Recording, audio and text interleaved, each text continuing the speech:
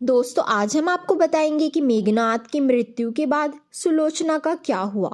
रामायण में सुलोचना का ज़्यादा उल्लेख नहीं है। उनका मुख्य उल्लेख मेघनाद के अंतिम बार युद्ध में जाते समय वे उनके वध के पश्चात मिलता है।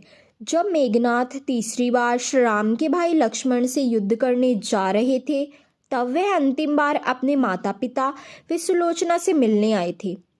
वह अपने पिता रावण को समझाने आए थे कि श्री राम नारायण का अवतार है तथा अब उसे माता सीता को उन्हें लौटा देना चाहिए, लेकिन रावण ने उन्हें युद्ध भूमि में जाकर युद्ध करने का आदेश दिया।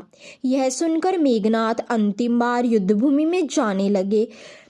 तब उनकी माँ मंदोदरी ने उन्हें रोकने का प्रयास किया। वे विलाप करने लगी। अपनी माँ से मिलकर वह सुलोचना से मिलने में संकोच कर रहे थे, क्योंकि उन्हें लग रहा था कि उनकी माँ की भांति ही उनकी पत्नी सुलोचना भी उन्हें रोकने का प्रयास करेगी।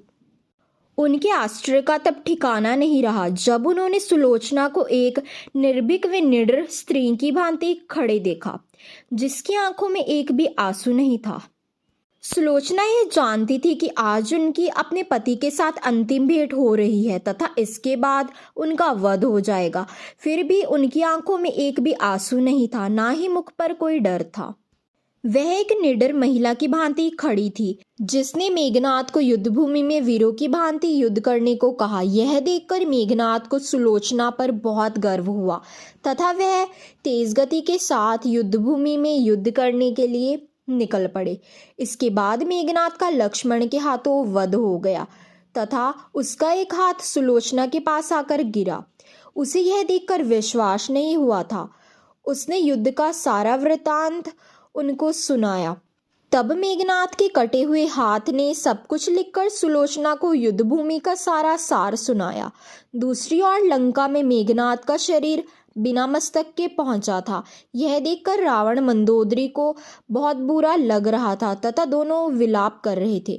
सुलोचना ने अपने ससुर रावण से जाकर कहा कि वह अपने पति के शरीर के साथ सती होना चाहती है, लेकिन बिना मस्तक के वह सती नहीं हो सकती। रावण ने शत्रु से मेघनाद का सिर मांगने से मना कर दिया, लेकिन सुलोचना को वहां जाने की अनुमति दे दी। इसके बाद सुलोचना अकेली ही श्री राम के पास गई। वे उनसे अपने पति का मस्तक मांगा। यह देखकर वानर राज सुग्रीव को आश्चर्य हुआ कि सुलोचना को कैसे पता चला कि मेघनाद का मस्तक उनके पास है। यह सुनकर सुलोचना ने अपने पति के कटे हुए हाथ के द्वारा स्वयं को सारा वृतांत सुनाने की बात कही। यह सुनकर सुग्रीव को आश्चर्य हुआ तथा उसने सुलोचना से कहा, यदि उसके अंदर इतनी ही शक्ति है तो वह मेघनाद के कटे हुए सिर को हंसाकर दिखाए। इसके बाद सुलोचना के कहने पर मेघनाद का कटा हुआ सिर सबको जोर जोर कर हंसकर दिखाने लगा। यह दृश्य देखकर वहां खड़े सभी लोग अचंभित रह गए, किंतु श्री राम सुलोचना की शक्ति को जानते थे। उन्होंने सुलोचना को अपने पति का मस्तक ले जाने की अनुमति दे दी तथा उसके अंतिम संस्कार के लिए एक दिन के युद्ध विराम की घोषणा की। इसके बाद समुद्र किनारे मेघनाद के अंतिम संस्कार की तैयारी की गई। वे सुलोचना अपने पति के मस्तक को गोद में रखकर सती हो गई। तो दोस्तों, यही थी सती सुलोचना की कथा।